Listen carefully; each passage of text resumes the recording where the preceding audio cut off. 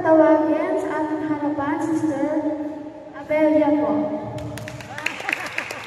Palakpakan po natin ang Panginoon. Amen. Magandang gabi po sa ating lahat, mga kapatid ko kay Kristo.